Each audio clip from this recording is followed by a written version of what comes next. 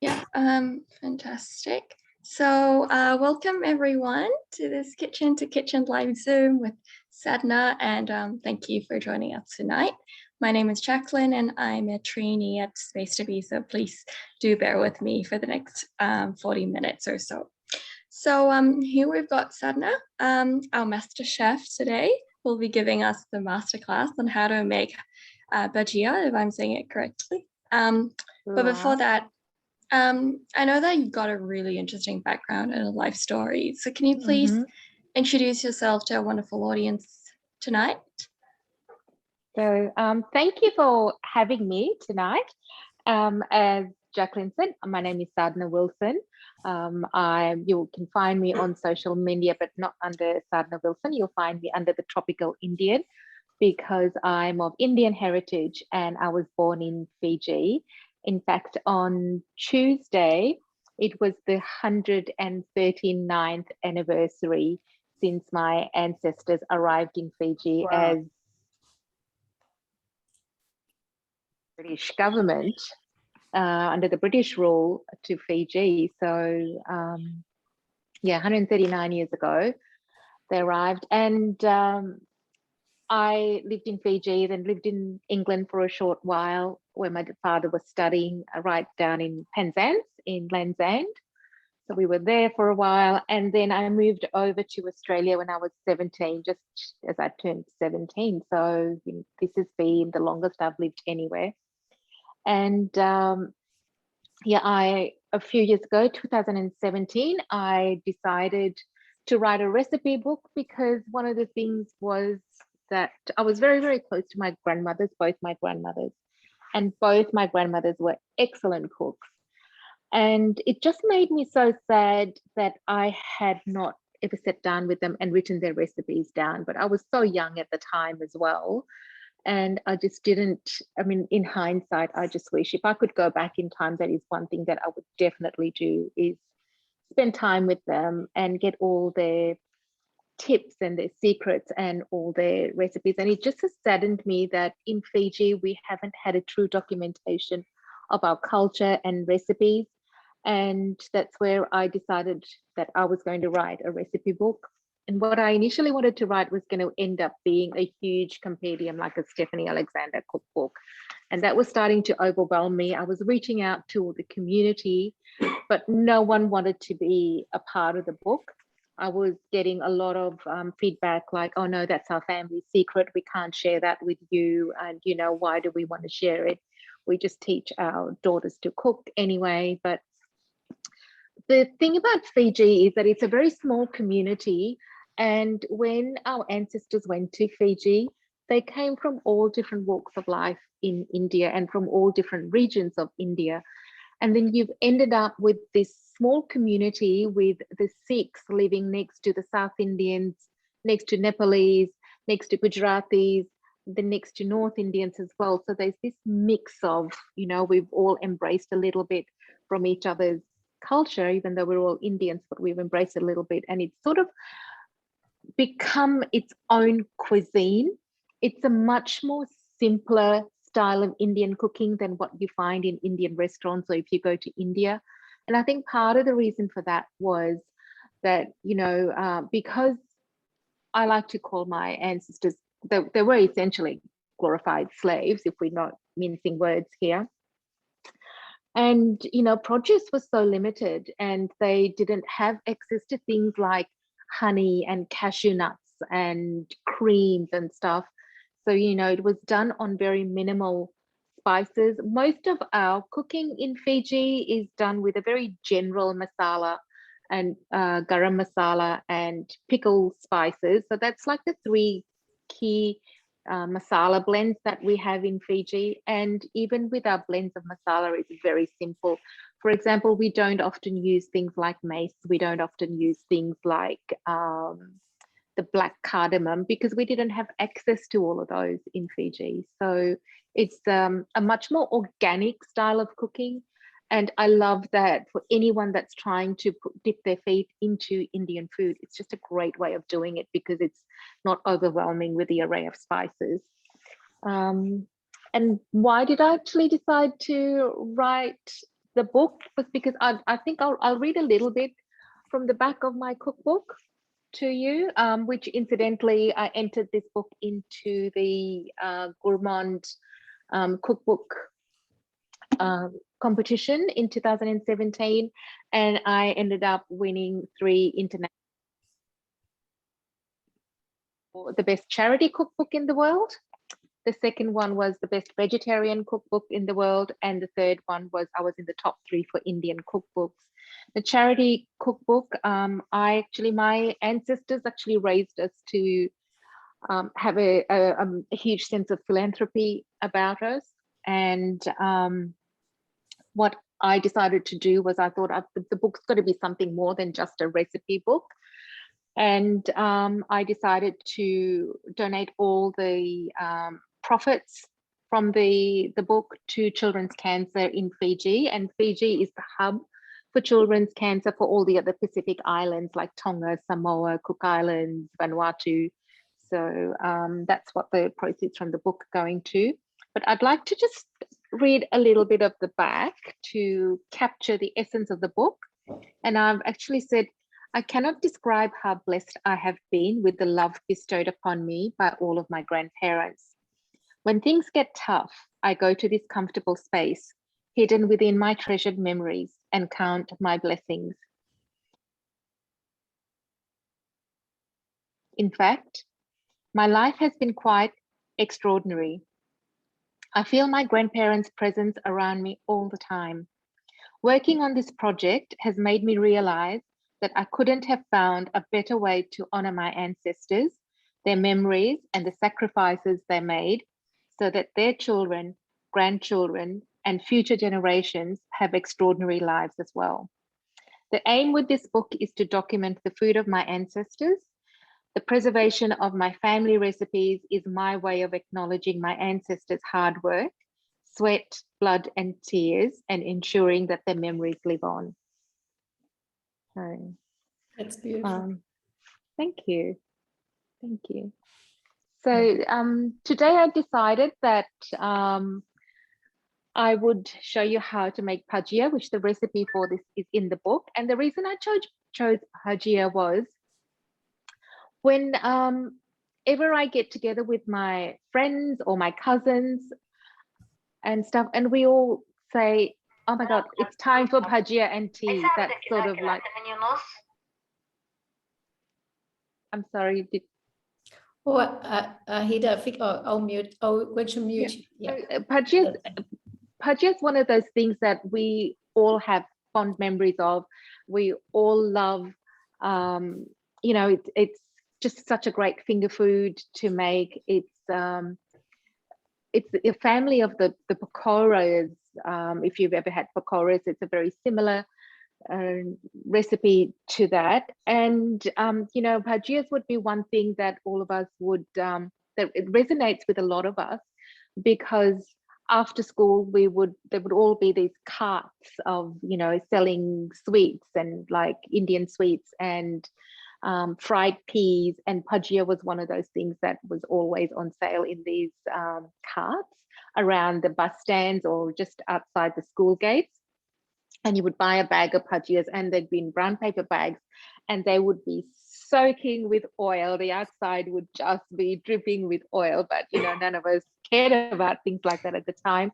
And they would put in a dollop of green chutney with chili, a little bit of lemon and salt, and a little bit of coriander. And you know, every time I traveled to Fiji, I try and find one of those carts. It's something that we all crave for when it's raining and it's cold, but we also make it on hot and warm days as well.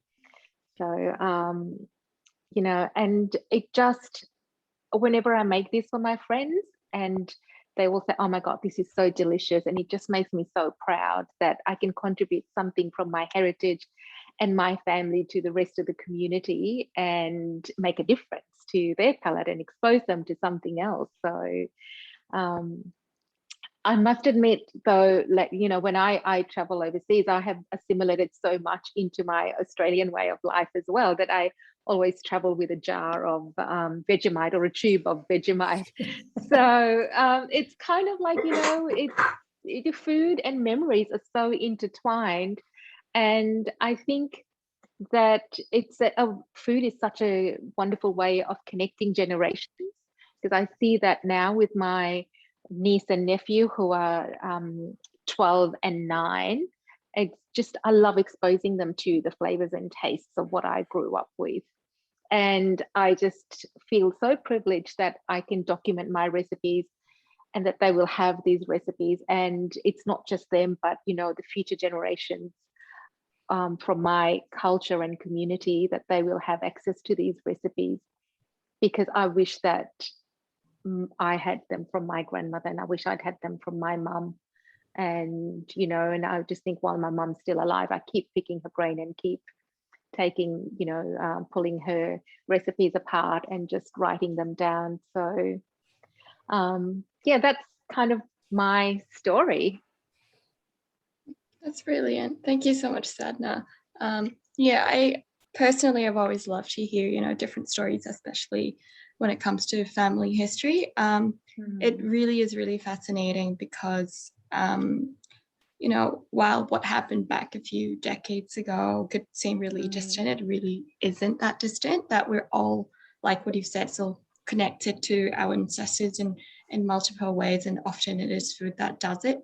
That does its job the best, and the variations that each family swears by is probably a result, of a particular story, a moment in time. Like what you've said, secret recipes that each family holds dear to their heart. Yeah. When our grandparents or the family, had that aha moment, or it was due to some circumstances or context. And like what you say, that you didn't have access to quite a lot of ingredients that would normally be in Indian cuisine. So that's more like out of necessity that something different is born, that an ingredient is replaced by something else. And it's really amazing. So moving on, can we please open it to the floor for everyone to introduce themselves? Let us know where you or your family are from, what you like to cook at home, and what you like to order when you eat out, and why. I'll type these out in the chat in case you forget them. And the reason why I'm asking this is because I think that there are a lot of stereotypes when it comes to food. So to give an example, so I'm Chinese, and people always think, dan dan noodles or dumplings and things like that when they talk about Chinese food. But I'm Chinese and I'm from Hong Kong, so we follow a very different style of cooking, the Southern style, which is Canton style, and it emphasizes on displaying the freshness of the ingredients and its flavor profiles, and literally no spiciness in our food. And people think about spicy food when they think of Chinese food a lot. So I really want to hear about what everyone's story is, and what you have to say, when it comes to misconceptions surrounding one's culture. So does anyone want to kickstart this process? Jacqueline, would you like me to cook in the background, or do you want to just keep talking for yourself? I don't really mind. I think I guess it depends on how you want to teach. Like, do you need to be talking a lot and explaining things? Because otherwise, if we keep talking, I'm just a bit worried that others might not get the exact. Yeah. Because I just need to let it. It's probably best if I let it sit. Do the batter and then just let it sit for a bit. Oh, perfect. Then how about you start the cooking, and then we can go back to this while you let the batter sit. That'll be we can have fantastic. A chit chat. Yeah. So I, with this recipe, I like to mill my own chickpea flour, which I do in my Thermomix, because I like it to be slightly coarse. It's still quite fine, but it still has a slight bit of coarseness, because I've just found that when you just make it as a batter, that it actually just and fry it has that slight falafel texture, rather than just being a batter, like a pancakey kind of batter. And I prefer this better. So I've just got there. I think everyone's got the recipes. So I'm just, rather than talking through, I'm just going to add the chickpea flour in there. There's garlic and chili, which I will add in there. And then I've just got some whole spices, which are cumin, and I've got some ajwain, which is carom seeds. And even though this isn't in the recipe, but I had fennel seeds, so I'm going to add some fennel seeds in there. And I'm just going to add some baking powder in there, and just a touch of turmeric, just to give it some color. And I'll just put a handful of salt in there, and then I'm just going to make a quick batter just with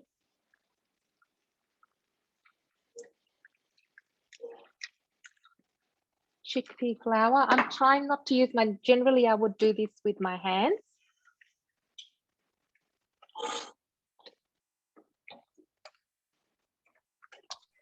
Sorry, can I please just ask you a question? Yeah. Is the normal flour in there too? I'm making it as well at the same time. Yes, normal flour is in here too. So I'm just going to slowly add the normal flour in here, and it's about a cup of normal flour as well. And then just add a bit more water to it.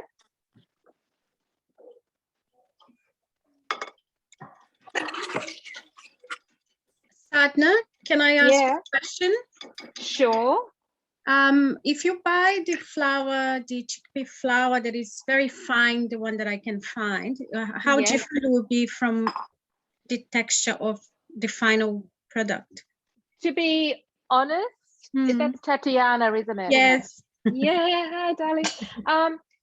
Traditionally, it's done with a very fine flour. I just one day I had my own milled chickpea flour in the pantry, so I decided to use that because I didn't want to be going out and getting more chickpea flour when I had it, and I just thought, oh, this is a better texture for me. So that since then I've just started.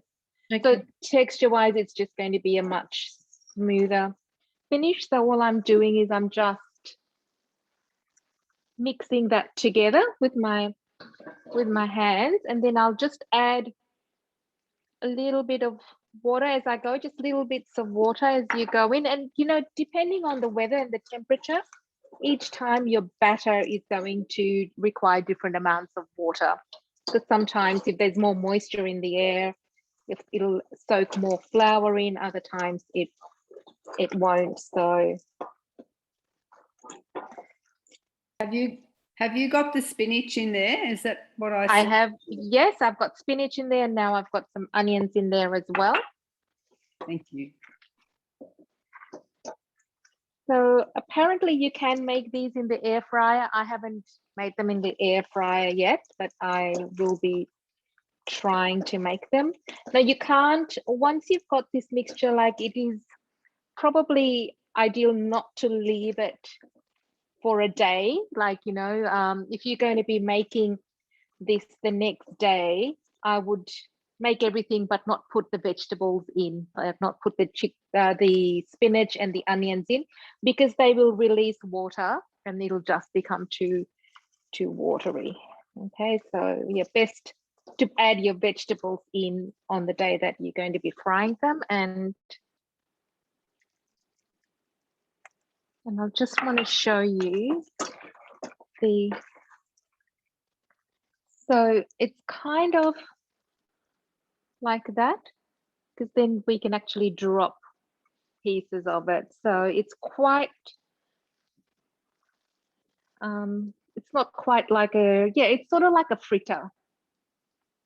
Okay, so that's it. And I'm just going to let it sit now while, and I'll hand it back to you, Jacqueline, to keep chatting. Oh, perfect.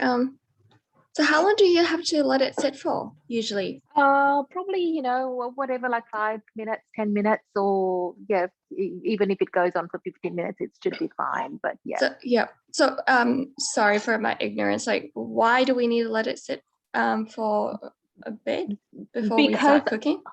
Because I've got that chickpea flour and I've ground it coarse. Yeah. So it just allows it to just soak a little bit of water in there. That's all. And soften. Okay, Yeah. cool. Yeah. Yeah. We've got a question from a healer. She is asking, what would be a good gluten-free substitute of plain flour in this recipe? So you can do it just completely in chickpea flour, that's gluten-free. And you could add a little bit of rice flour if you wanted to for crispness. You could use buckwheat flour, but it'll make it a little bit heavy. So you can still use the chickpea flour and a tiny bit of buckwheat flour. But in all honesty, you can just do it totally in chickpea flour and it'll be fine. That's great. Is there actually, looking at, the ingredient list, it's not all, commonplace ingredients. Is there anything that you could, can we replace some of them with something else that we can find in our cupboards? So things like carom seeds, the ajwain, that's probably, that you can find that in most Indian stores, most Indian grocers around. And if you haven't got them, just use fennel seeds. And Chickpea bhaji, that's amaranth leaves. And I use, because it's very hard to get all year round here in Australia, so you can use baby spinach leaves, or you can just use chopped up spinach or silver beet, or you can just grate some potato in there, or you could grate some carrots in there. So yeah, essentially it's almost like whatever you like you can put in there, because it's going to taste really good at the end anyway. Yeah, you could even put some zucchini in there if you wanted to, but again, I wouldn't leave it sit for too long with zucchini in, because it'll start releasing the water and it'll get too watery. Yeah. So I would really love to get to know a bit, to get to know you guys a bit more. Would someone like to tell us something about themselves? Okay.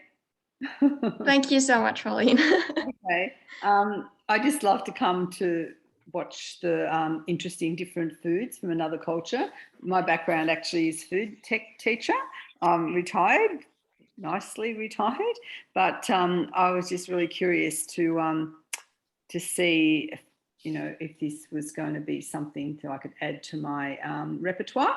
And I have eaten a lot of Indian food in the past, and it's really fascinated to see a different cultural aspect. And I've taught in secondary schools for many years, and there's kids from all sorts of backgrounds, and they often bring their ideas and stories in. So that's my background. I just love food, love watching, love cooking, love learning. Fantastic. So you probably would have tasted something very similar to this in Indian restaurants called onion bhajis. Yeah, I thought they were pakoras when I first read the thing, but I'm loving the idea. I mean, I did cook with Bess and Power many years ago. Yeah. And then I went out today to buy some, just got at the supermarket, but I thought you probably could grind up your own chickpeas. I've got chickpeas here. I could have just ground them up. Yeah. Yeah, I grind my chickpeas up all the time. Yeah. Just so much easier, because a lot of the commercially sold chickpeas have fillers in them as well. And it's interesting when I grind chickpeas and I buy chickpeas and you put them side by side, the color difference is quite amazing. So they must be adding a little bit of color in the commercially milled chickpeas as well. Okay, interesting. Yeah. Good. Great. Thank you. Thank you.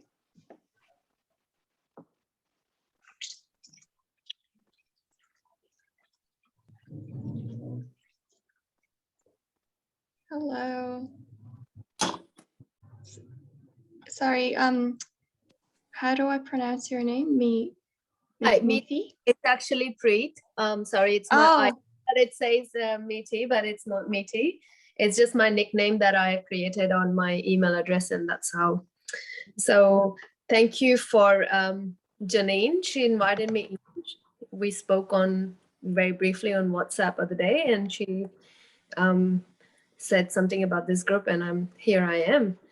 So So my background is completely Indian. I've been in Australia for quite a long time. So my recipes that you just asked, like, what's my favorite recipe? So something quite easy, simple, things like pasta, and I just create something which can bit of a mix of modern plus traditional. So I don't know whether if you would like to see what I'm actually cooking, because I am in the kitchen right now. Oh yes, we would love that. Okay, all right. I didn't want to steal the show, but it's kind of like very, very traditional food that how do I flip this thing? Hang on, here. Okay, so I have created this kind of, it's kind of like bhurji. So it's made from Indian cottage cheese, that particular thing right there. And it's a green peas and it's mixed, smashed. And I'm just adding into the paratha. So I'm like stuffing this thing into this one. And that's my meal tonight, which was meant for lunch, but I didn't have a lot to do this afternoon, so I didn't had much time. And this is where my rolling pin. So I'm not really good at round, but I'm trying my best. Miti, that's like gobi paratha or aloo paratha, but you've got the green pea filling. Yeah, right now it's becoming a paratha, but I'm really a creative person when it comes to cooking. So it's kind of like I go with whatever I have on hand, and sometimes it's because I do like to watch out my calories and what I'm putting in, and something like I'm measuring in my head while I'm actually cooking. So sometimes recipes are something that I only often write them down when I really have to give it to anyone, but it's very hard for me to follow. So here I am. No,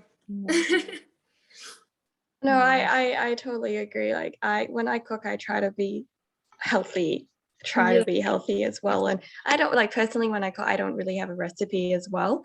I just do it. Oh, just a pinch of salt, a pinch of sugar. Like if someone asked me for a recipe, I wouldn't be able to give them anything. And I think that's the thing with like my parents, my mom and my granny as well. Like I ask them for a recipe and they don't give me anything. They're like, oh, you just add a bit of that. And I'm like, what do you mean by a bit? So how much is a bit? You know, a tablespoon, a teaspoon. And my grandma would be like, you know, just add a bit.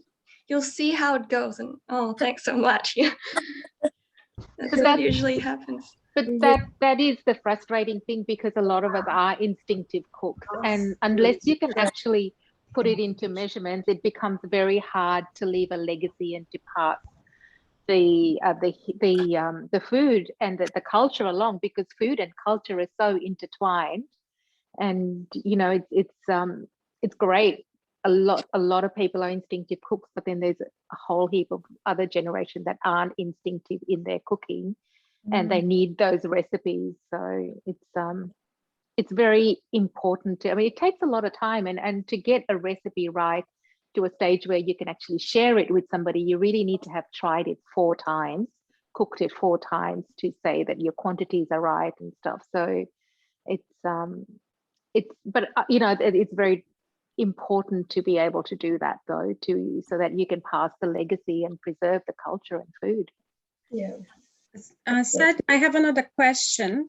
In this recipe, you deep fry with like a spoonful into the hot oil. Yes. Could you cook this more like a fritter, so not deep fry and just?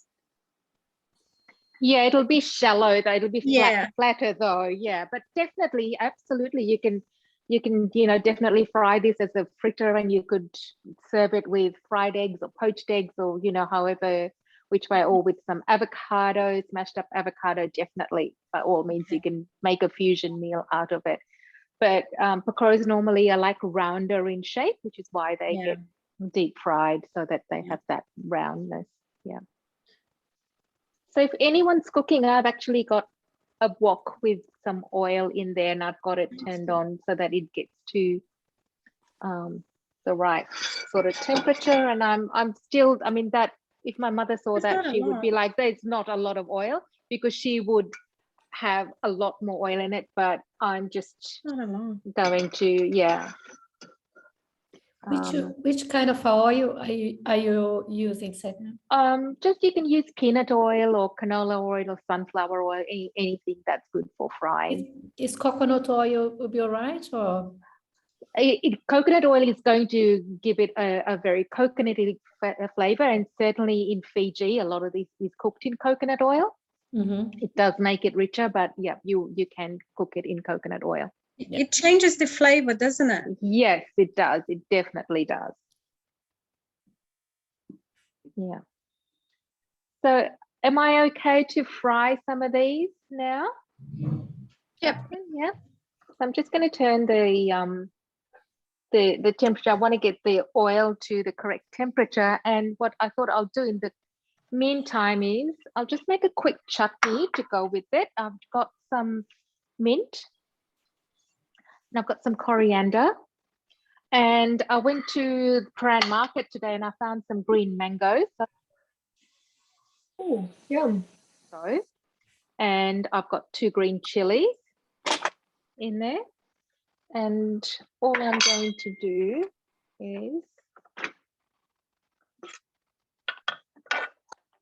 I'll just put the mango and the green chilies into, and you can use any food processor for it. Is that one mango, Sadhna? 1 green mango, yes. One. Yes, it is 1 green mango. And then I'm just going to put the coriander and the mint in here. And Can it be, sorry, I've just got a question. Does it have to be green mango, or can it be any other types of mango? You could put a green apple. You don't have to put green mango in it. You could put some lemon juice in it. You could put a tomato in it. Green apple's always really good as well. So, but then if it's like a ripe mango, then you wouldn't put it in. No, you wouldn't. Yeah, No, yeah. it will change the flavor of it because you need the sourness of the green mango. And the other thing that I put in there is put in like 3 or 4 ice cubes.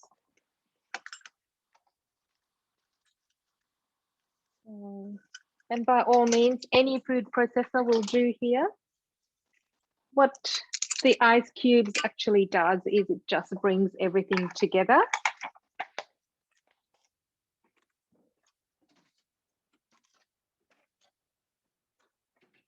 And it also just keeps everything really green. I'm just going to put a pinch of salt in there.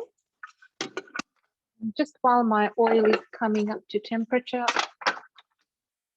Sorry guys, this is going to be a little bit noisy, but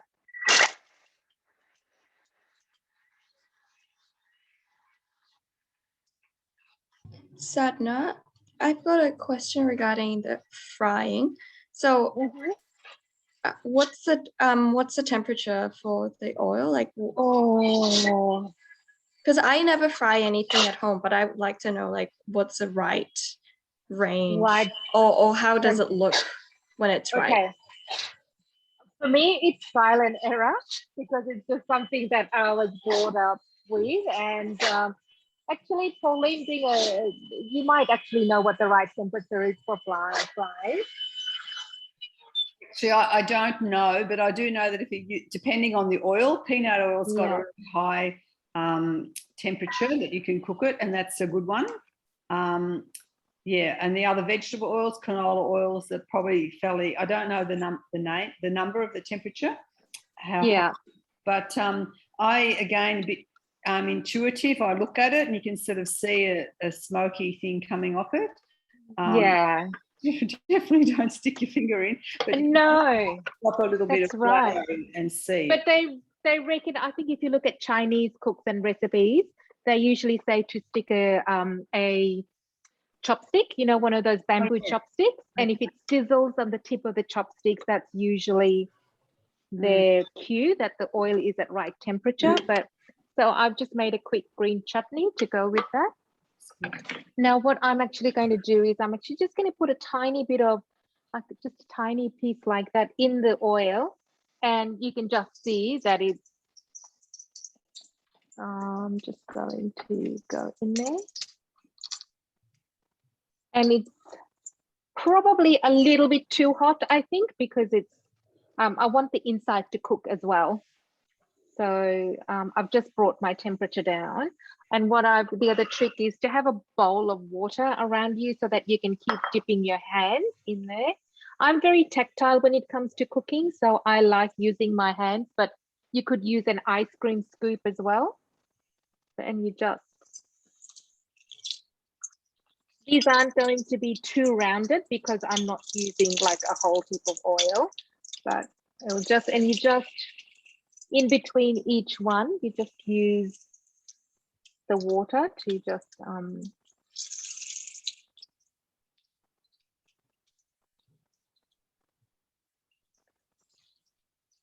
you just drop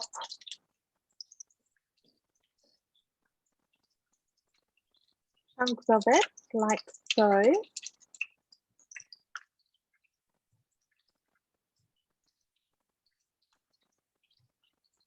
Then these are quick and easy enough to make if you get a call from, like, not that we can at the moment, but if you do get a call from friends or family members to say, oh, we're coming for a visit, you know, you can whip these up in absolutely no time at all, because yeah, if you've got all the ingredients, and you can use pretty much anything that you've got in the fridge. Like I said, you could put in some carrots in there, you could put in some Savoy cabbage just shredded.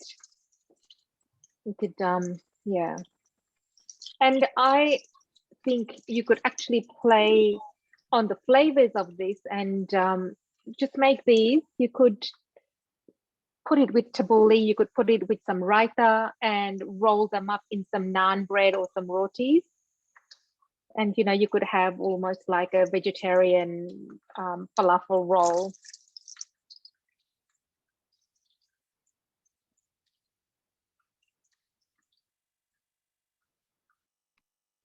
Bring the temperature up a bit, and then you just, yeah, you just deep fry it like that. And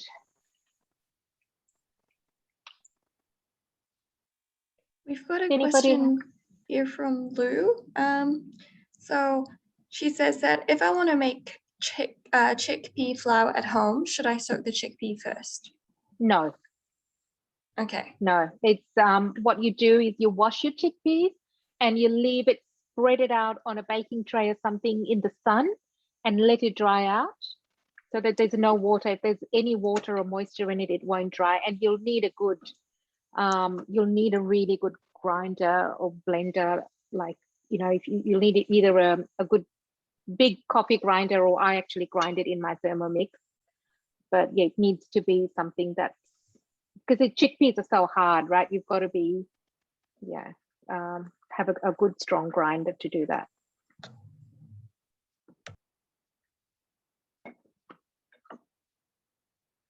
So how do you know they're cooked? So they should get really brown on the outside. Yeah. And that's where you've got to have the temperature right. Like when I put that small piece in, it sizzled straight away.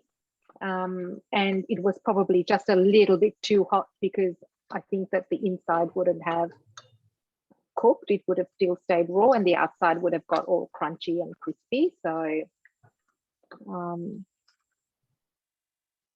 we've got two questions. Yeah. Mm-hmm. The first one is, did you put salt, and how much? Salt in there, and I just use a pinch of salt, but then, you know, sorry, Sadhna, I don't think. Sorry, I'm not sure if it's only happening to me, but I didn't quite hear that. So salt, I think I can't quite remember what I've said in the recipe, but I actually just yeah, so that at the moment my oil is too hot, because you can see the inside is a little bit, just slightly still too runny. So I've just toned my oil down a little bit, and can you put like a skewer or something to and poke it in to test whether it's cooked inside, like you would do with a cake? I suppose you could, but I've never tried it that way. I'm just yeah. And with the chickpeas, we've got the second question is that does that mean you don't cook the chickpeas first before drying and grinding? No. Chickpeas are ground raw, so that's the only way to get flour out of it. It's like making rice flour. You would grind dry, or any other lentil flour. Now I've just tried one and it's cooked. Oh, that's great.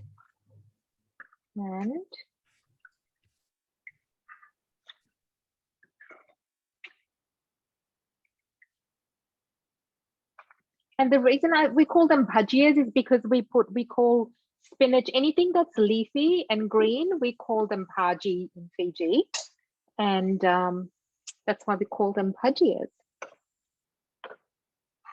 We've got a question from Paul. It's a general question about just Indian food in general. So he is asking, what are the essential ingredients that you need to keep stocked in your larder? Oh my God, that's a loaded question. It depends on what type of food you like to eat. So what type of food do you like to eat, Paul? Spicy Can you hear me? Spicy food. I always have ginger, garlic, chili in my fridge, and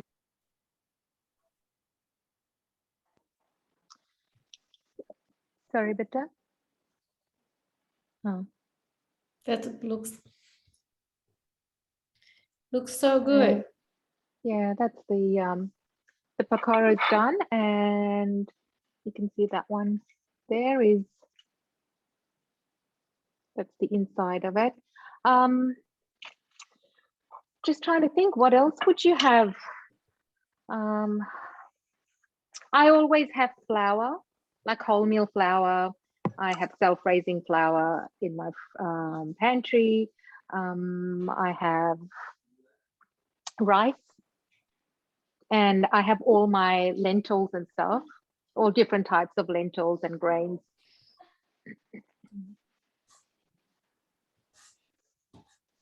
And what is in that green dip again? The green chutney? The green chutney was 1 green mango, a couple of green chilies, and a handful of coriander and a handful of mint and some salt, and that was it. So, yeah, looks so good. It looks like delicious. Just gonna pass this on to my family while it's still hot, and I can make some more. The green chutney is probably a bit too spicy for you. I'll give it a go. It's too spicy. I'm just telling my husband that it's a bit too spicy for him, because Looks fantastic. They can hear you, so you're welcome to join us. But I'm just telling my husband everyone can hear you. Yeah.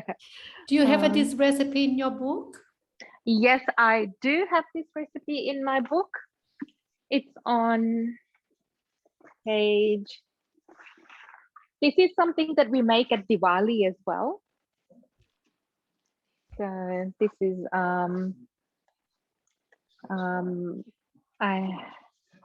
okay, page 30 in the book. Beautiful. Yeah.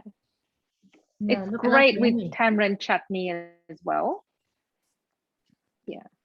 It is. You'll find it either in the carts in Fiji. You'll find them. They sell them with the cucumber chutney, and at home mostly it's served with tamarind chutney. But I love the freshness of the green mango and the mint chutney, and that's such a versatile chutney. You could have it with anything. It's delicious with avocado as well, like on toast, and you can have it on the side with rice and dal, or with curries, or with papadums. You can mix it through yogurt and make your own variation of raita if you. We just got a comment here. from Rahila, and she was saying that, you know, she uses dry cumin powder, dry coriander powder, red chili powder, turmeric, and garam masala in her Indian curries. Is there anything else that you use in your curries that we can get easily from supermarkets? And you know, when I'm actually running out of time, or if I've been really busy and I haven't had time to make my own curry powders and stuff, I always keep a tin of Clive of India curry powder. It's like a general purpose curry powder, and I find that it just goes well in everything. So, excuse me, can you ask something? Hi. Hello. Hello. Yes. Hi. Yeah, I'm Ahida. I need to ask for the flour. Can you use it best flour? sorry, which flour was that? Best. Sort of beef flour. This is vegetarian, same. You This call is all AAG, yeah. This is all vegetarian, and I've used normal flour, plain flour, and chickpea flour, which is besan. You can do it just in chickpea flour, or you could do it in just plain flour as well. If you no gluten free, you can mixing together. So chickpea flour is gluten free. Yeah, I know. If you know, yani, if someone is no have is normal. Just you can mixing with the chickpeas and the normal flour. Yes, correct. Yeah. And you can do it. You put the not chili is normal. The same as my country is no eat chili too much. Oh no, you can leave. My husband doesn't eat a lot of chili, so you can leave the chilies out altogether as well. So just adjust it to your taste. If you like the taste of ginger, you can actually put some ginger in there too. Yeah, I like pepper. You know the pepper, white pepper. Yeah. So by all means, experiment with it. Like you can make the chutney and just put black pepper in it if that's the taste that you like. Yeah. Yeah, that's nice. Yeah. Hida, do you want to introduce yourself and show us your kitchen? Yeah. I'm Ahida. I'm chef more than 20 years, and I'm studying as certificate for chef. And I have a business for the Ahida kitchen. And I do it 1 time, 2 time class cooking for my friend kitchen. And I hope open everything, and no open, and maybe I can do it the Zoom class cooking for متبل باذنجان or falafel or baba ghanoush or maklouba. Something is easy for people and public Middle East. And my kitchen, I have catering. I can do it. I have an Instagram is Aida Kitchen page. Someone's helped me for translate is my recipe in Arabic and English. It's volunteer, and I hope make it some book for sort of future. So what is your food truck?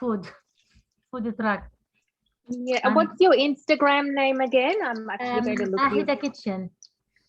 And how do you spell that? AHEDA. AHEDA. Yeah. Okay, wonderful. I'll have a look. And you have Ahida, did you say you have a fruit truck? Yeah, this is my dream, yeah.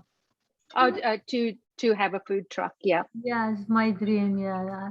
I travel all Australia, you know.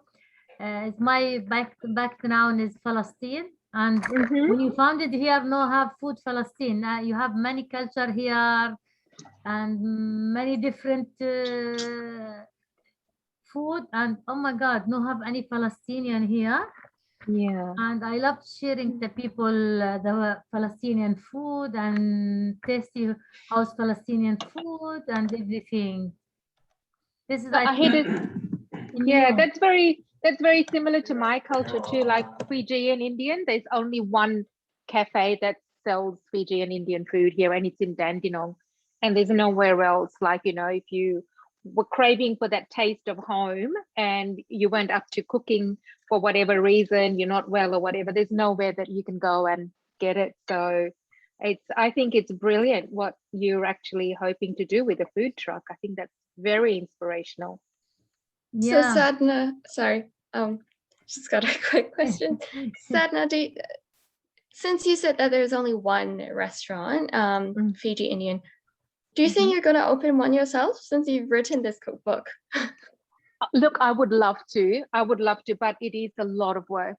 You know, restaurants are a lot of work, and it's hard work, right? It's continuous. And especially for, you know, when I'm listening to Ahida talk and like myself, we're passionate cooks, and it's very hard to just have a business and not be involved in it, because you are the business, because it is your recipes, your creative business. So it's very hard not to be involved in it. So that's what is slightly deterring for me, but yeah, I think. Are you? Can we have a look at your second batch? Oh wow, they look really delicious. I'm going to take a picture of it so that I can actually put it on Instagram, and I can tag you.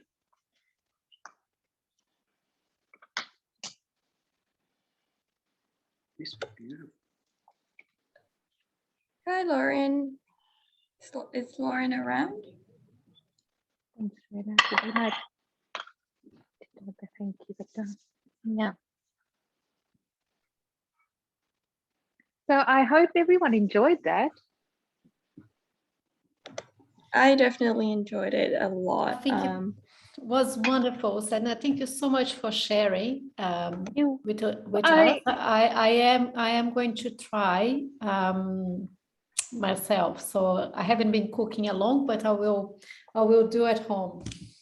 I wish you could all be here in my kitchen at the moment and you could taste it. Yes. And, yeah. Tell me, I wish I was there, but no, it's wonderful. It was wonderful. Oh, thank you. And I think it would be really good. I don't know if Tatiana would agree, or I can see this being very successful in Brazil, having, a drink and having this as a little bit of together. It was wonderful. Yeah. Thank you so much. It's been wonderful. I've really enjoyed it. And Ahida, I'm really looking forward to meeting you one day. Yeah. Oh, she's motivated. Yeah. Sadhna, can I just ask you a question? Is this dish a dish that is you usually make for sharing, like when people come over or for parties or something like that? Absolutely. It's our every wedding, every birthday celebration. It's when people pop in. It's because it's raining. It's something that's just done all the time. Your pakoras or your bhajiyas and your chai. I mean, they're the two essentials that everyone just sits down and has a good yarn over and reminisces, and it just has some wonderful memories. And it's a sharing plate, isn't it? It's a very sharing plate, and it's not just sharing in terms of food, but it just brings all these memories out in people, and it just makes people talk and share their their stories as well. So it's not just participating in the eating of the food, but it's participating and sharing your stories and having a laugh and crying and celebrating and everything. Thank you. Thank you so much for that. Lauren, I didn't get to see your results, but I hope they're very delicious. They are. Thank you. I can show you. Hang on. Yeah, can we just have a really quick look? The first ones I didn't know the size, but I wanted to get it on because the oil was quite but they're too big, but they still cook through. But then the second lot, I think that's more the proper size and brownness, but they're delicious. Beautiful. Really yummy. Thank you. Beautiful. You're welcome. Thanks. Thank you. All right. Well, I hope everyone really enjoyed this cooking class, whether you've cooked along or just watched Sadhna cook.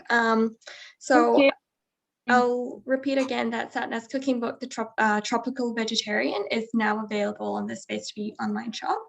And join our Kitchen to Kitchen Facebook group for more recipes coming up. And obviously we'll have this video on that page as well, so you can revisit it whenever. And please just let us know how you found the session today through our feedback form. It's literally just 1 minute, so we would really appreciate you filling that in. So thank you so much again for being here with us today, especially on this long weekend. I know some of you might have better plans to sit around here. So yeah, thank you so much, Sadhna, for taking the time to be with us today. You're welcome. I really enjoyed it. Oh, great. And if anybody wants to watch me, I'm always on Facebook or Instagram, and I'm constantly doing live tutorials as well. Can you say your Instagram again? Yeah, do you want to, so I can just put it in the chat for everyone to. The Tropical Indian. The Tropical Indian. That's great. And I think that it would be nice if anyone that's going to try your recipe, we can tag so we can see the result. Absolutely, that'll be great. Let's see, even if the results not as good as yours. No, it's all about the taste, isn't it? Yeah, that's right. That's right. Thank you so much. You're welcome. And thank you for having me, everyone.